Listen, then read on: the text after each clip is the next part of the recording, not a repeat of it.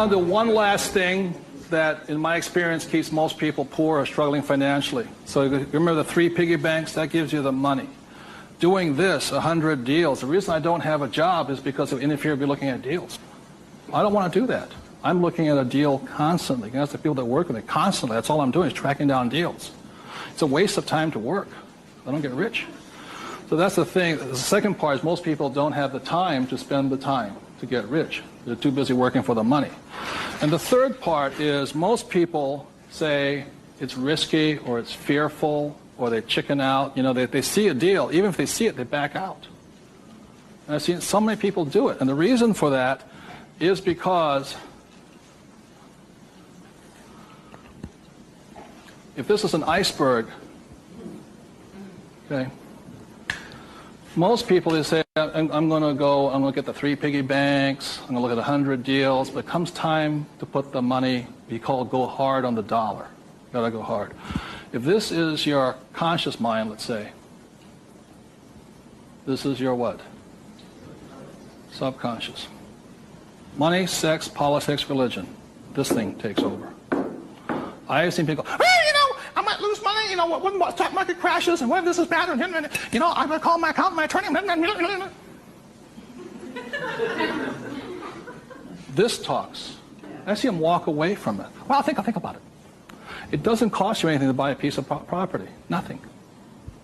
It costs nothing. It's called you put an option down on it. I sit there and say, well, $1 million. I said, here's a $20,000 check. Don't cash it for a week. I'll see you. I option it. Same as in the stock market. Option. I don't use the thing. It doesn't cost you any money to buy a piece of property. But people will talk themselves out of it. Instead of interacting, these guys are reacting.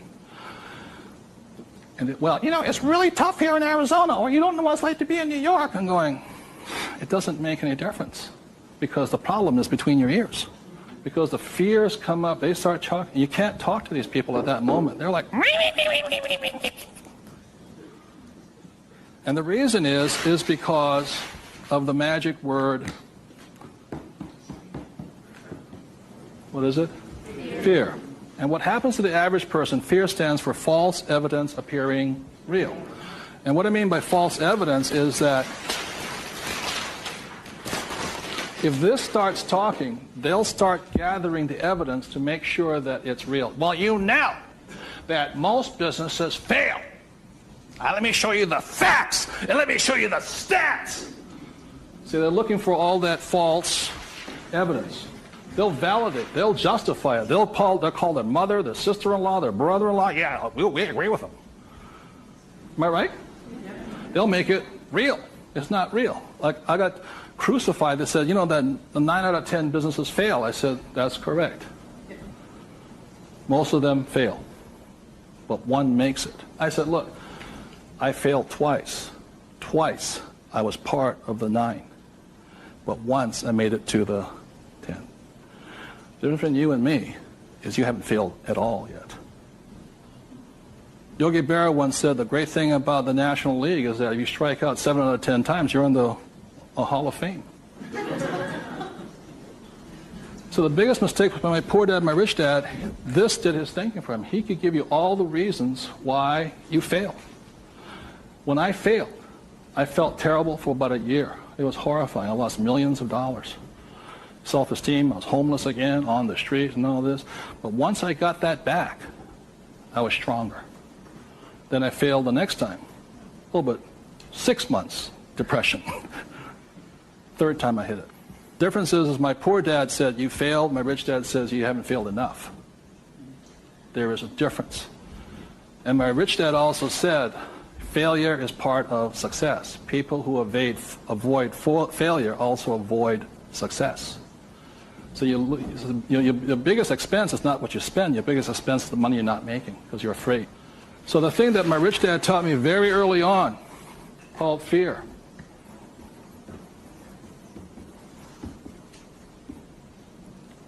Fail early and fail responsibly. Look, if you know you're going to fail, do it now. Don't wait. Because each time you make a mistake, you get smarter if you do it responsibly. So the thing that I do is when I fail, I go, like I said to my investors a couple of 4 years ago, I said, I need to raise $3 million. The chances are we're going to fail. And if you can't handle the $50,000 shot, don't put your money in here. There's a good chance I'm going to fail on this one. So people left the room, and I got more money because I was forthright with them. I said, if I lose it, I'll tell you I lost it, and I'll tell you the next deal. But failure is part of the process. So the thing that I say to people is fail early, correct, but fail small. The first deal my wife and I did when we got back into real estate was a $45,000 deal, $6,000 down. If we failed, we would have got smarter than somebody who didn't fail at all. But we didn't. So we pushed the boundary, going bigger and bigger, hoping to fail. Well, everybody's avoiding failure. I'm hoping to fail because I'm going to get smarter. I open my mind up. I ask people for their advice. I synthesize the data and make my own decision. But I live and die. If I make a mistake, I own this. I apologize. I blew it. I made a mistake. This is what I learned. Continue on. So I want to thank you all for being here. The thing I want to leave you most with is that every morning, as a 9-year-old boy, who was going to listen to it was a choice, rich dad or poor dad. Every morning I get up and I still make that choice. Who am I going to listen to? And I hope you make your choices for yourself. Thank you very much.